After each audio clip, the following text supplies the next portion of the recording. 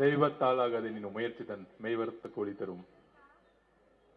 அண்ணா சொன்னாரு, நம்ம மாவட்ட செயலர் பார்த்து சொன்னாரு, நம்ம நாஞ்சில் அண்ணன் 10 மணிக்குள்ள ஓட்டையே போட்டு முடிச்சிடணும் அப்படின்னு சொன்னாரு. நான் இன்னொன்னு பதிவு பண்ணிடுறேன், திமுக காரங்களை பத்தி எனக்கு தெரியும். அவங்க அந்த 4 to 6 தான் வந்து கள்ள ஓட்டையே போடுவாங்க.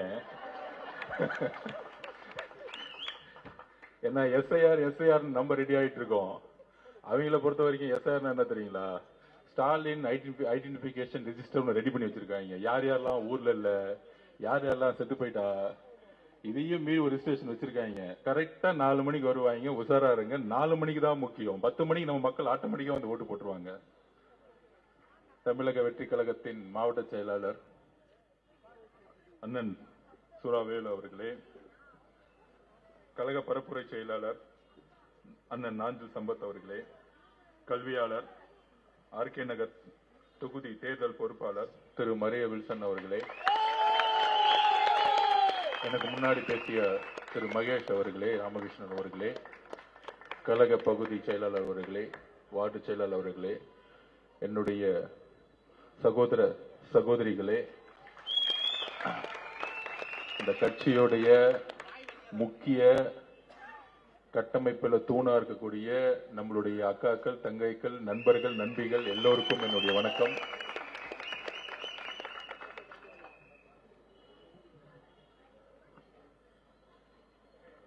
அதாவது ஆர்கே நகர், நான் காலையில வெள்ளிவாக்கம் போயிட்டு அப்படியே ஆழ்வார்பேட்டில், அதாவது அப்படியே வர வழியில் அண்ணா நகர் வழியா வந்து ஆழ்வார்பேட்டை வழியா வந்து இப்படி ஆர்கே நகருக்குள்ள நுழையிறேன். ஒரு அண்ணா நகருக்கும் ஒரு ஆர்கே நகருடைய அமைப்பிற்கும் அங்கிருந்து அந்த கார்ல வரும்பொழுதே வித்தியாசம் எவ்வளவு தெரியுது அப்படின்னு. திமுகவும் சரி அதிமுகவும் சரி மாறி மாறி ஆண்டு இருக்காங்க. ஆனால் எப்பொழுதும் வட சென்னை ஏழ்மையுடைய உச்சத்திலேயே இருந்துகிட்டே இருக்கு. அது ஏன்னா வட சென்னைய அரசியல் ரீதியா திமுக கைப்பற்றணும்னா தேர்தல் சமயத்தில் ஒரு 1000 ரூபாய் 2000 ரூபாய் கொடுத்து இந்த ஏழ்மையா வச்சுக்கிட்டே இருக்கணும். எப்பயுமே ஒரு அண்ணா நகர் மாதிரி ஆர்கே நகர் மாறக்கூடாது, ஒரு நுங்கம்பாக்கம் மாதிரி பெரம்பூர் மாறக்கூடாது. அந்த மாதிரி வட சென்னையில வில்லிவாக்கம் ஆரம்பிச்சு வில்லிவாக்கம், பெரம்பூர், ஆர்கே நகர், கொளத்தூர், முதலமைச்சர் தொகுதி உட்பட கொளத்தூர், ராயபுரம், திருவெற்றியூர் எல்லாருமே மிகப்பெரிய வறுமையிலேயே இருந்துட்டு இருக்கக்கூடிய ஒரு சூழ்நிலை இந்த அரசியல் தான் உருவாகிட்டே இருக்கு. இதுக்கு மக்கள் பொறுப்பு இல்ல. இன்னைக்கும் 30, 40, 50% இன்னைக்கும் சேரிகள் வாழக்கூடிய பகுதிகளாகவும் அந்த இடத்துல மக்களுக்கு சாதாரண ஒரு அடிப்படை கட்டமைப்பு கூட கிடையாது. அந்த அளவிற்கு பூர்வ குடிமக்களா இருக்கக்கூடிய வட சென்னை மக்களுக்கு எதுவுமே கிடைக்காம பாத்துக்கிறதா இந்த திமுகவுடைய ஆட்சி முறை. பொதுவா சொல்றாங்க, ஏன் திமுக மேல இவ்வளவு கோவப்படுறீங்க, திமுக மேல இவ்வளவு கோவப்படுறீங்க, கடுமையா பேசுறீங்க அப்படின்னு. நான் திமுகவில் வந்து வேலை பார்த்த சமயம் 2015 திமுக 40க்கு 40 தொகுதி தோத்த நேரம். அந்த நேரம் அதிமுக தான் வெற்றி பெற்று இருந்துச்சு, திமுக சோர்ந்து போயிருந்துச்சு. அந்த டைம்ல ஒரு சாதாரண ஒரு டீம்ல போய் ஒர்க் பண்ண ஆரம்பிச்சு 21 வெற்றி பெற வரைக்கும் ஒரு முக்கியமான இடத்துல இருந்து, முக்கியமா மாண்புமிகு முதலமைச்சர் கூட டெய்லியும் அவரை சந்தித்து அவருடைய பணியாற்றக்கூடிய தருணம் எனக்கு ஒரு எக்ஸ்பீரியன்ஸ் கிடைச்சு.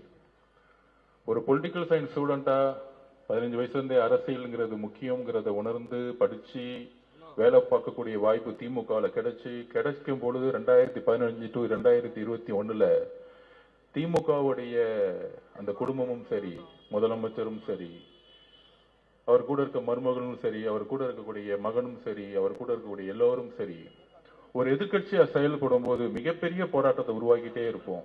மக்களுக்கு தப்பா அது செய்யல, 8 வழிச்சாலையா போராடணும், நீட்டுக்கா போராடணும், சிஏக்கா போராடணும், எல்லாத்துக்கும் போராட்டம். நம்மளும் அவங்களோட சேர்ந்து நிறைய நின்று இருப்போம். அன்னைக்கு அம்மா இறந்த பிறகு, இபிஎஸ் வந்த பிறகு அந்த ஆட்சி மாத்தணும்னு எல்லாரும் போய் வேலை பார்த்தோம், எல்லாரும் உணர்வு ரீதியா வேலை பார்த்தோம்.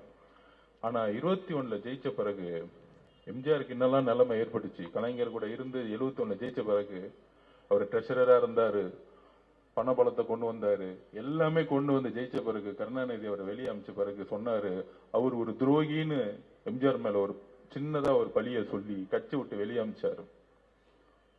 ஆனால் அப்படி வெளியே அமைச்சு 5 வருஷம் நண்பர்களே, நான் செங்கோட்டையன் பேசியிருக்கேன், நிறைய எம்ஜிஆர் ரசிகர்கள்ட்ட பேசியிருக்கேன்.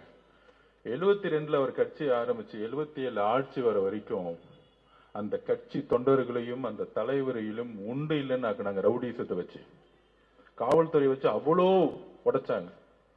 அதே மாதிரி 50 வருஷம் கழிச்சு நம்மளுடைய தலைவருக்கு அவ்வளோ பிரச்சனைகளை இந்த அரசு உருவாக்குது.